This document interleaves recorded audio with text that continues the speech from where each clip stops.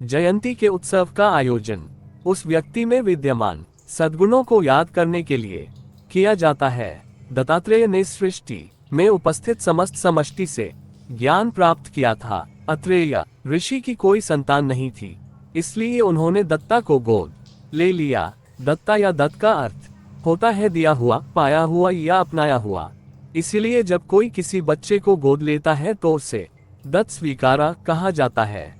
जब आत्रेय और अनुसुया ने बच्चे को गोद लिया तो उसे दत्तात्रेय कहा गया। श्री श्री रविशंकर। इस बालक में ब्रह्मा, विष्णु एवं शिव तीनों की ही शक्तियां विद्यमान थीं। सृजनशीलता अनेक लोगों में होती है, पर सभी इसका सदुपयोग नहीं कर पाते। कुछ लोग आरंभ अच्छा कर देते हैं लेकिन उसे निरंतर बनाए नहीं रख सकते। सृजनशीलता ही ब्रह्मा शक्ति है।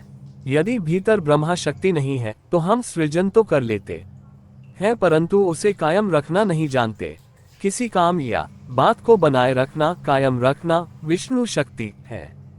हमें ऐसे अनेक लोग मिल जाते हैं जो अच्छे प्रबंधक या पालक होते हैं। वे सृजन नहीं कर सकते, परंतु यदि उन्हें कुछ सृजन करके दे दिया जाए तो वे उसे अत्युत्तम ढंग से निभाते हैं। अतः व्यक्ति में विष्णु शक्ति अर्थात सृजित को बनाए रखने की शक्ति होना भी आवश्यक है।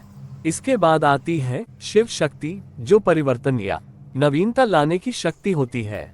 अनेक लोग ऐसे होते हैं जो चल रही किसी बात या काम को केवल कायम या बनाए रख सकते हैं, परंतु उन्हें ये नहीं पता होता है कि परिवर्तन कैसे लाया जाता है या इसमें नए स्तर तक कैसे पहुंचा जाए। इसलिए शिव शक्ति का होना भी आवश्यक है। इन तीनों शक्तियों का एक साथ होना गुरु शक्ति है। गुरु या मार्गदर्शक को इन तीनों शक्तियों का ज्ञान होना चाहिए। दत्तात्रेय के भीतर ये तीनों शक्तियां विद्यमान थीं। इसका अर्थ ये हुआ कि वे गुरु शक्ति के प्रतीक थे।